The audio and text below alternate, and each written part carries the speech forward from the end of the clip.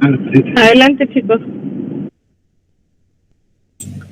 Buenos días, compañeros. Nosotros somos el equipo 1 y les vamos a presentar páncreas endocrino.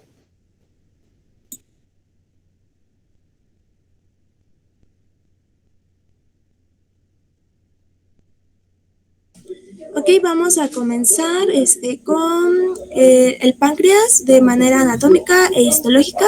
Vamos a irnos un poco rápido porque la exposición tiene que ser aproximadamente de 40 minutos. De todas maneras, si existen dudas, pues al final las retomamos. En cuanto al páncreas, tenemos que entender que se va a dividir en dos funciones principalmente, que van a ser páncreas exócrino, el cual se va a encargar de secretar, ¿le puedes poner otro clic? Secretar enzimas pancreáticas, las cuales nos van a ayudar al proceso de la digestión, y el páncreas endocrino, el cual se va a encargar de secretar hormonas hacia los vasos sanguíneos, como es la insulina, el glucagón, la somatostatina, el polipéptido pancreático y la grelina, las cuales nos van a ayudar para se puede decir para almacenar y el metabolismo de los nutrientes de manera celular. La siguiente, Ruth, por favor.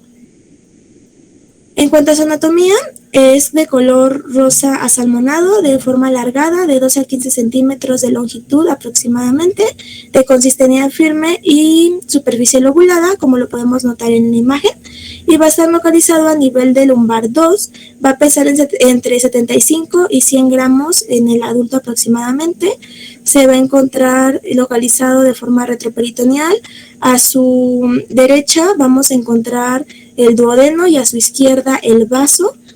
Se va a encontrar principalmente formado por 4 partes, que va a ser la cabeza, el cuello, el cuerpo y la cola. La cabeza va a ser la parte más ensanchada del páncreas. El cuello va a medir aproximadamente de 1.5 a 2 centímetros de longitud. El cuerpo va a pasar por encima de la aorta, y en su cara anterior del cuerpo pancreático va a estar cubierta por peritoneo y va a carecer de él en su cara posterior. En cuanto a la cola del páncreas, esta se va a encontrar de manera anterior al riñón izquierdo. El páncreas va a tener un conducto pancreático principal, el cual va a ir desde la cola del páncreas hacia la cabeza, y junto con el conducto colédoco van a formar la ampolla de Vater, la cual va a desembocar en la papila duodenal mayor. Va a haber también un conducto pancreático accesorio, el cual va a desembocar en la papila duodenal menor. ¿Ok? Va a estar irrigado principalmente el páncreas en su cara anterior por la arteria pancreática superior e inferior anterior, y su cara posterior del páncreas va a estar irrigada principalmente por la arteria pancreático duodenal posterior, y por la arteria pancreática mayor, y por la arteria pancreática, no recuerdo bien el nombre, creo que es pancreática mayor, la pancreática duodenal posterior, y la otra no recuerdo el nombre exactamente, creo que esa fue la que me faltó, pero es otra arteria, ahorita les digo. La siguiente, Ruth. En cuanto a su histología, el páncreas nos vamos a enfocar el páncreas endocrino. Entonces va a constar de islotes, que va a ser la parte fundamental, los islotes de Langerhans, el cual va a contener aproximadamente 1 millón de ellos. Cada islote va a medir aproximadamente de 100 a 200 micras y va a estar extensamente vascularizado. Esto quiere decir que va a tener de 5 a 10 veces más irrigación sanguínea que la parte exócrina del páncreas, y va a estar inervado por neuronas simpáticas, parasimpáticas y sensitivas. Los islotes se van a encontrar de manera mayor en lo que es la parte distal del cuerpo del páncreas y la cola, y de menor cantidad, como lo podemos ver en la imagen, en lo que es la cabeza y cuello del páncreas. Los islotes van a ocupar aproximadamente del 1 al 2% del volumen total del páncreas, y van a pesar aproximadamente entre 1 a 1.5 gramos en total. La siguiente, Ruth, por favor. Los puntos claves de la histología del páncreas, como le habíamos dicho, se divide en exócrino y en endocrino. En cuanto al exócrino, van a ser los acinos pancreáticos, los cuales se van a encargar de secretar peptidasas, lipasas, enzimas amilolíticas, enzimas nucleóticas, y en el caso del páncreas endocrino, su unidad fundamental van a ser los islotes pancreáticos, también conocido de Langerhans, los cuales van a estar formados por células beta, células alfa, células delta, células de polipéptidos pancreáticos, y también esos se van a encargar de producir insulina, glucagón y somatostatina. La siguiente, Ruth. Ok, en esta imagen podemos notar un islote de Langerhans de manera más ampliada, en donde podemos notar sus componentes, los cuales van a ser las células alfa, las cuales se vamos a encontrar más en la periferia del islote, las células beta, que vamos a encontrar de una manera más central, y también podemos notar aquí los acinos pancreáticos. La siguiente, Ruth, por favor.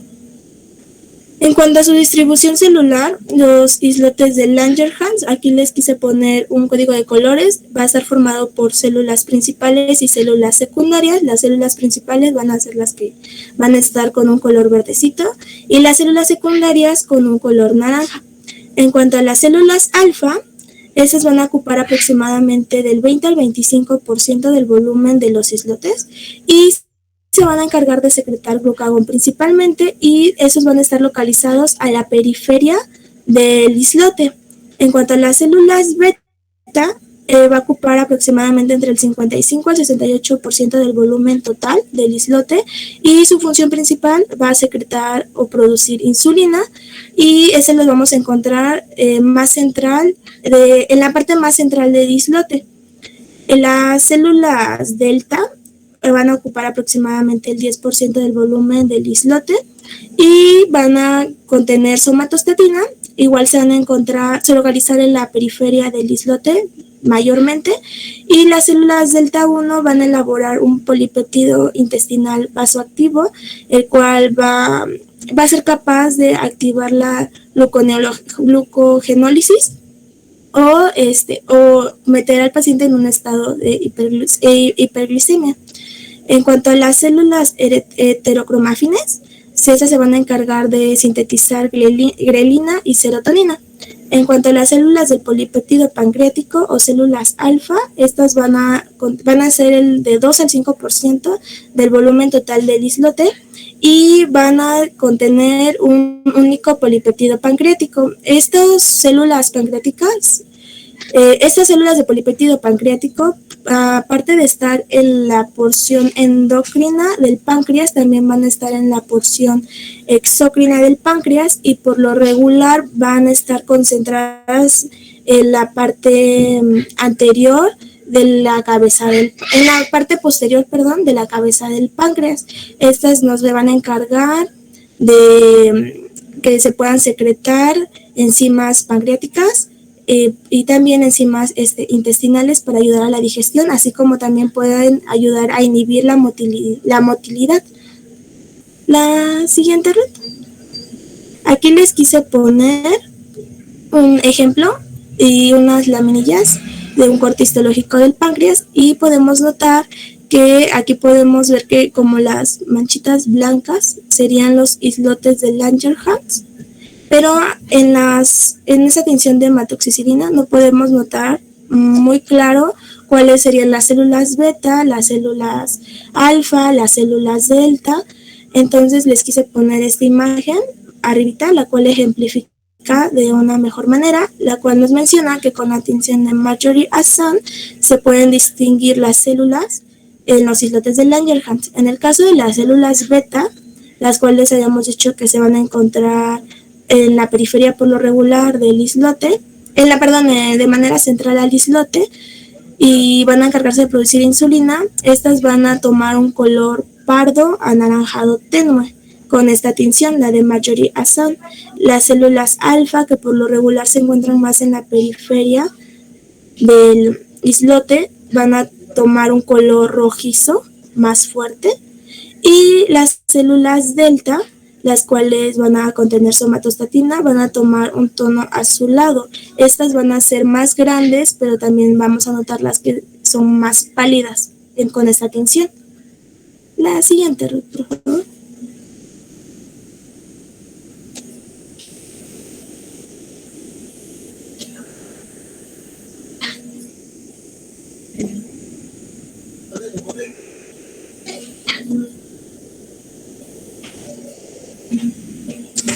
Bien, ahora vamos a hablar de lo que es la hormona de la insulina.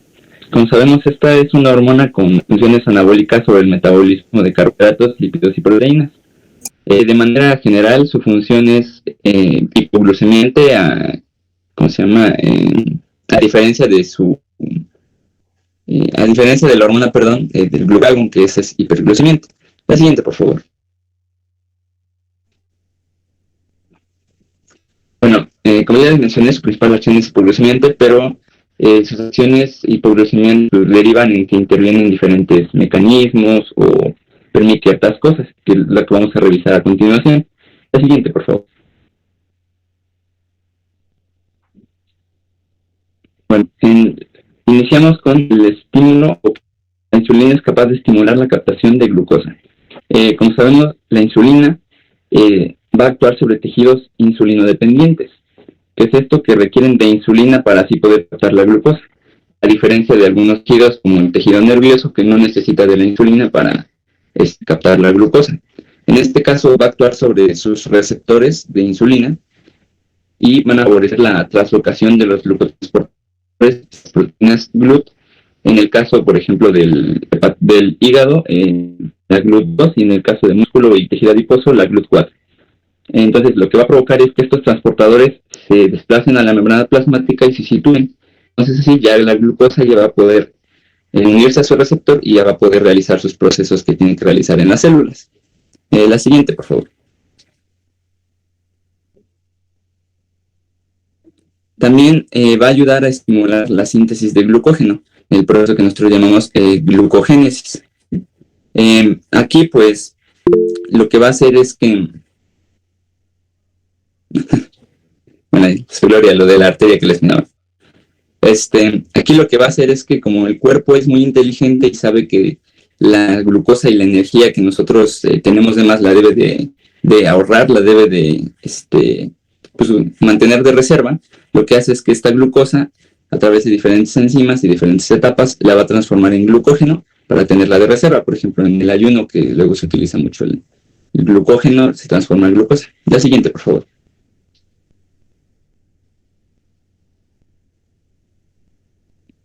También va a inhibir la degradación del glucógeno en el hígado y músculo, que es donde se forma principalmente el glucógeno.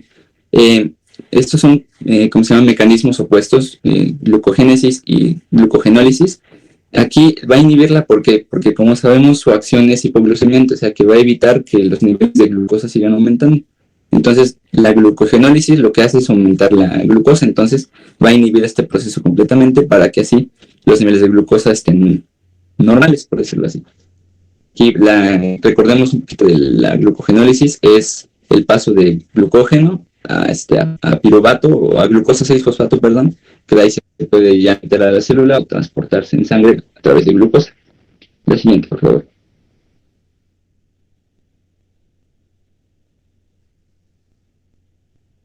También la insulina va a estimular el metabolismo oxidativo de la glucosa, lo que nosotros llamamos, empezando por la glucólisis. Como sabemos, ya que la insulina favoreció la translocación de los transportadores y la glucosa entró a las células, estas ya van a poder degradarla o metabolizarla de manera adecuada, y la insulina va a estimular este proceso a través de las diferentes enzimas. La glucosa pasa a piruvato, por ejemplo, en la glucólisis, o a lactato en caso de que esté anaeróbica, y de ahí va a pasar al ciclo de Krebs, cadena respiratoria, y ya va a de energía. Le va a favorecer todos estos mecanismos. La siguiente, por favor.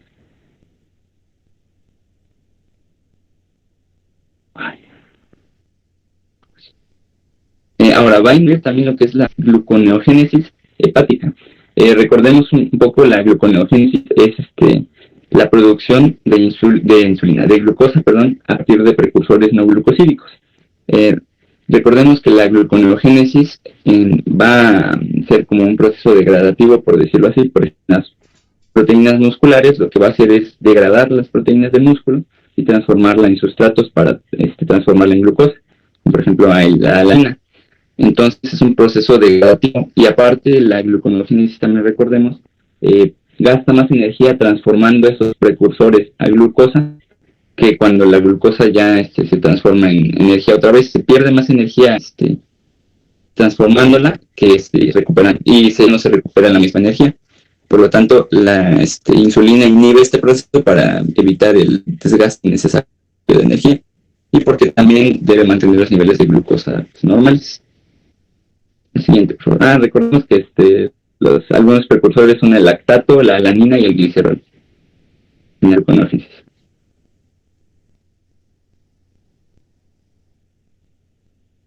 Ahora, también estimula la captación y almacenamiento de grasas por el tejido adiposo, lo que nosotros conocemos como la lipogénesis. Recordemos que les digo, el cuerpo es inteligente y va a almacenar la energía para casos, por ejemplo, también de extrema necesidad, ¿no? Entonces, lo que va a hacer es que en el ciclo de Krebs se produce la acetilcoenzima A.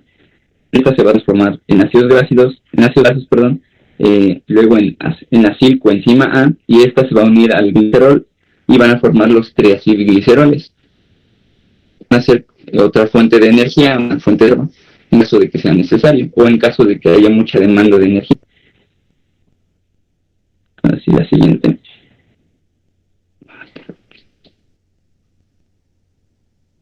Y tenemos la inhibición de la lipólisis en tejido adiposo.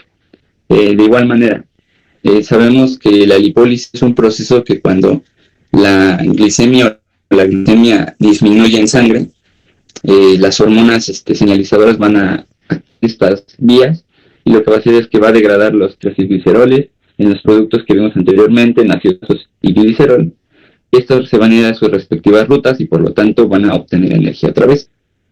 Entonces, resumiendo un poquito las acciones o funciones de la insulina, es que va a ser hipoglucemiante. ¿Por qué? Porque va a inhibir las vías que van a generar glucosa, como la gluconeogénesis, como la lipólisis, como la glucogenólisis, y va a estimular que las células se llaman insulinodependientes, o los tejidos insulinodependientes, capten la glucosa y la ingresen a su interior, y va a propiciar las rutas metabólicas que degraden estas mismas o que las almacenen, como lo es la lipogénesis, la glucogénesis, perdón. Siguiente.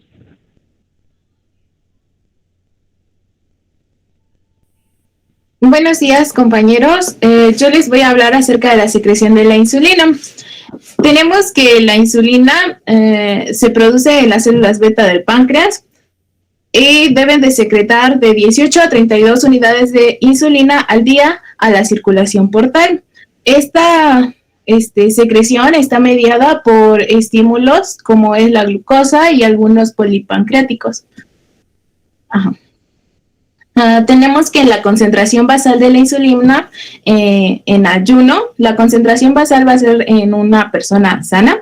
En ayuno la vamos a encontrar de 10 microunidades sobre mililitro, y después de una comida habitual va a ser de 7 a 10 microunidades sobre mililitro, lo que nos lleva a un promedio de 0.25 a 1.5 unidades por hora, para juntar de las 18 a las 32 unidades al día. Como les decía, está regulada por la concentración de glucosa, así que una cantidad de glucosa menor a 80 miligramos sobre decilitro no va a producir insulina. Bueno, les puse este esquema de donantes donde nos explica la secreción a nivel molecular de insulina. Aquí tenemos la principal vía, que es la vía dependiente de los canales de potasio ATP, que, bueno, inicia con la glucosa entrando a la célula beta por medio de las GLUT2, y se va a fosforilizar causando la glucólisis, generando ATP y ADP.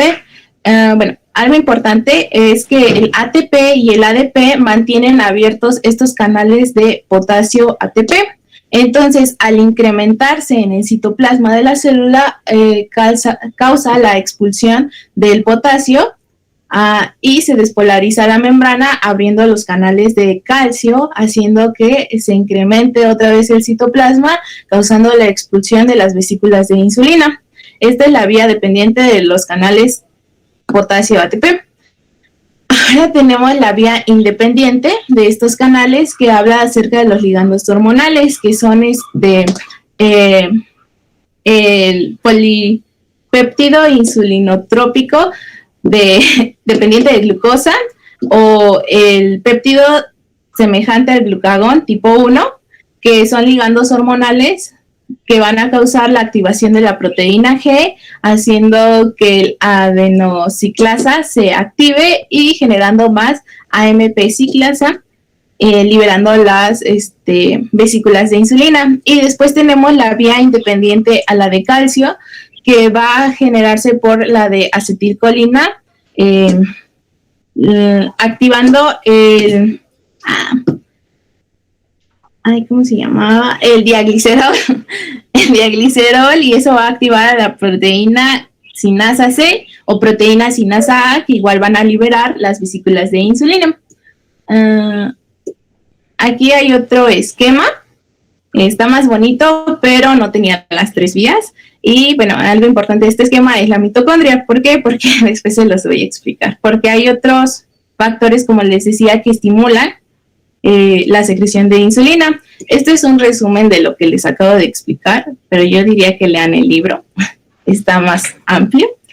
Y bueno, de los estímulos, tenemos que los estímulos normales que van a causar que secrete insulina a las células beta son aminoácidos como la arginina, leucina y el glutamato, que es generado por las mitocondrias, pero ese realmente no es muy proveedor.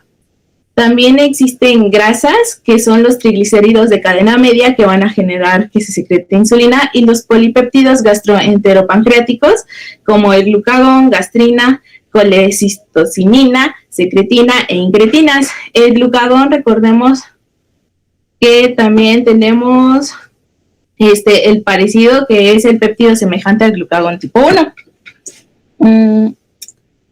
Ahora les voy a explicar en la secreción bifásica. Se compone de 2 fases.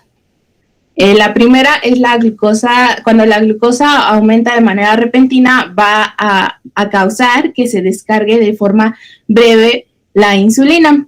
De esta parte se compone la fase 1.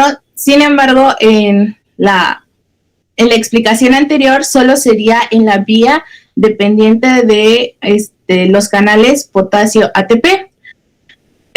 Al ver que la glucosa se mantiene elevada, pues va a entrar en segunda fase y va a causar la descarga de insulina, que va a disminuir de manera gradual y luego va a empezar a elevarse de nuevo a un nivel constante.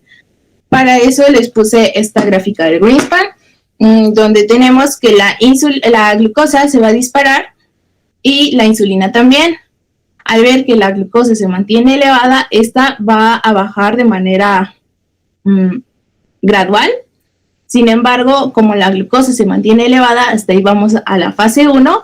La fase 2 va a hacer que esta baje la insulina y empieza a subir de manera gradual en periodos de tiempo más largos, y eso es por las otras vías, las vías independientes de los canales potasio ATP y la vía independiente de los canales de calcio. Esto va a provocar que la glucosa baje. Sin embargo, cuando esto no pasa y la glucosa se mantiene en un nivel elevado, las células beta pierden la sensibilización. Y bueno, ahora les voy a hablar acerca de los inhibidores de la secreción de insulina. Existen 3 clasificaciones, que son neurales, humorales y fármacos. Yo les voy a explicar los neurales y humorales porque son hormonas. Los efectos alfa-adrenérgicos de las catecolaminas y la somatostatina. Tenemos que la somatostatina es una hormona que, pues, como ya lo explicó mi compañera Gloria, se produce en las células beta. Y bueno, de manera para recordar, alfa glucagón, beta insulina y delta somatostatina. La somatostatina tiene receptores en la célula alfa y beta, por lo cual inhibe la secreción basal de la insulina y el glucagón, aparte de las otras, de los otros polipéptidos gastropancreáticos. Aparte de que, bueno, de su inhibición también inhibe la liberación de la hormona del crecimiento. Y por último, las catecolaminas, que son hormonas que se producen en las glándulas suprarrenales y estas se activan por el estrés o ejercicio, causando, bueno, estas tienen receptores alfa-adrenérgicos y disminuye la producción del AMP ciclasa, que, como ya se los expliqué anteriormente, se encuentra en la vía independiente de los iones de calcio. De mi parte, eso sería todo. Bueno, para analizar, seguimos con la glucosa. ¿Puedes pasar, por favor? Bueno, empezamos con la homeostasis, la cual va a consistir en el mantenimiento de los niveles de glucosa en sangre en un nivel adecuado durante todo el día para mantener un equilibrio en el cuerpo. ¿Puedes pasar al siguiente? Bueno, aquí tenemos un pequeño esquema en el cual nos refiere en los casos de que la glucosa esté alta o su nivel esté bajo. La glucosa se va a regular principalmente gracias a dos órganos que vendrían siendo el hígado y el páncreas. Y cuando estamos en estado de hipoglucemia, es decir, menos de 65 miligramos por decilitro, el páncreas va a liberar una hormona llamada glucagón, la cual es producida por las células alfa. Por el contrario, cuando estamos en estado de hiperglucemia, como por ejemplo después de comer, las células beta del páncreas producen una hormona distinta llamada insulina. Ahora, el glucagón, que es la hormona liberada por el páncreas en estado de hipoglucemia, tiene una capacidad de regresar al organismo a un estado que se normalizan o cuando sea necesario el organismo cuando se encuentra en estado de alerta o de ejercicio, es decir, de alta demanda energética. Esta hormona y también las catecolaminas tienen dos funciones principales relacionadas con la homeostasis de la glucosa. Una de ellas es inducir el catabolismo o la degradación del glucógeno. Eso es porque tiene la función de la escisión fosfórica de los enlaces grupos cíclicos que unen a los monómeros de glucosa, conforman el bloque, haciendo que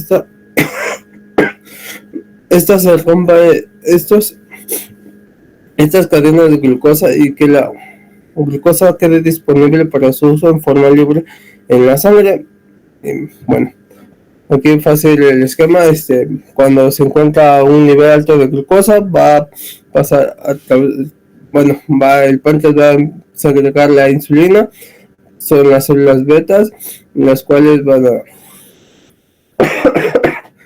a captar la glucosa, y en el caso contrario, el páncreas va a segregar las células alfa, que es el glucagón, el cual pasaría al hígado. Bueno, todo eso para restablecer los niveles normales de la glucosa en sangre. ¿Me puedes pasar, por favor?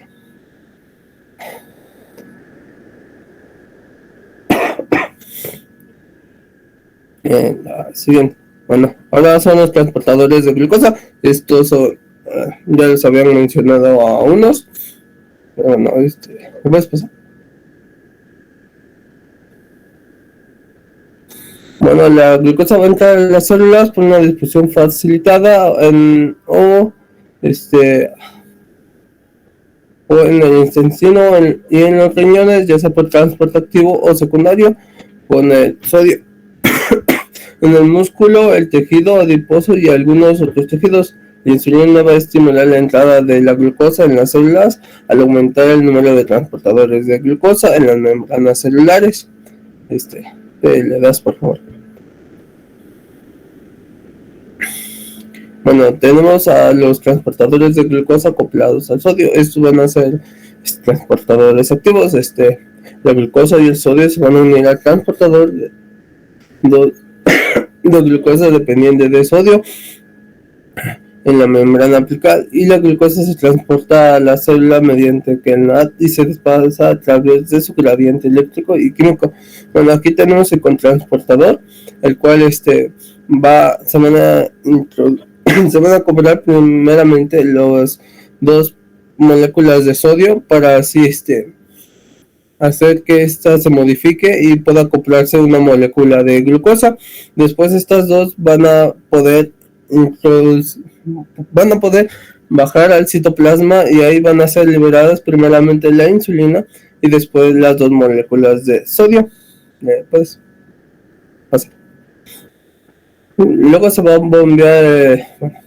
Luego aquí tenemos dentro que es el porqué es la forma activa, ya que el sodio se va a sacar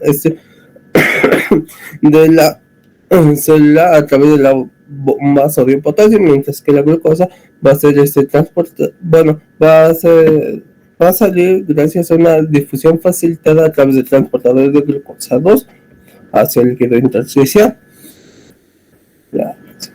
Por favor.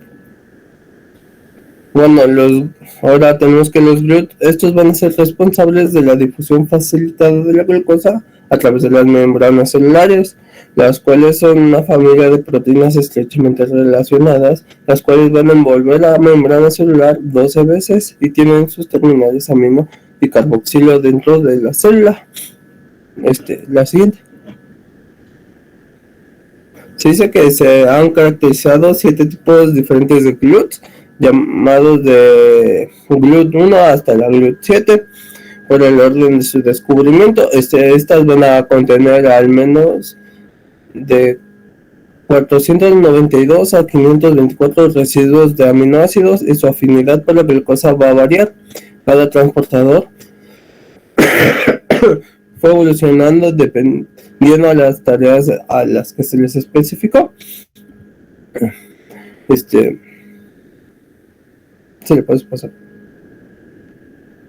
Aunque aquí tenemos más de las 7, pero las que se han estudiado a mayor número son las principales que les mostré anteriormente. Se le puede pasar, por favor. Bueno, y estas funcionan siendo que por ejemplo, aquí tenemos un depósito de moléculas GLUT4, las cuales se van a mantener dentro de las vesículas, que es este circulito, en el citoplasma de las células sensibles a insulina. Estas se activan cuando los receptores de insulina captan un nivel elevado de glucosa, y entonces se mueven rápidamente hacia la membrana celular y se fusionan con ella, insertando los transportadores en la membrana celular. Cuando esta acción cesa, la acción de la insulina, el transportador que contiene los parches de membrana experimenta una endocitosis y las vesículas están listas para la próxima exposición a la insulina. Y también nos dice que en los tejidos donde la insulina aumenta el número de GLUT en las membranas celulares, la rapidez de la fosforilación de la glucosa, una vez que entra en las células, está regulada por otras hormonas. Y bueno, esto sería todo de mi parte. Bueno, aquí están nuestras referencias. Ocupamos el Greenspan, el Durantes y algunos artículos. Y eso sería todo de nuestra parte. Muchas gracias. Muy bien. ¿Tienen hasta aquí alguna duda? Vimos hoy lo que representa la función normal del páncreas para que podamos mañana continuar con fisiopatología de diabetes tipo 1 y tipo 2. Entonces, ¿hay alguna duda de lo que sus compañeros comentaron? No, doctora. No, doctora. Ok, conste. Entonces, denle una revisada más a fisiopatología, a páncreas endocrino, porque mañana vamos a ver etiopatogenia de las diabetes, para que quede bien claro y no vayamos a tener problemas. El día de mañana me gustaría que revisaran, como les había puesto sus compañeros, a los que van a presentar, que se basan en el modelo del octeto aminoso para diabetes tipo 2, para que sea un poquito más fácil de llevar el ritmo de la fisiopatología. Entonces, si no hay duda, nos vamos a quedar para mañana. Nos vemos.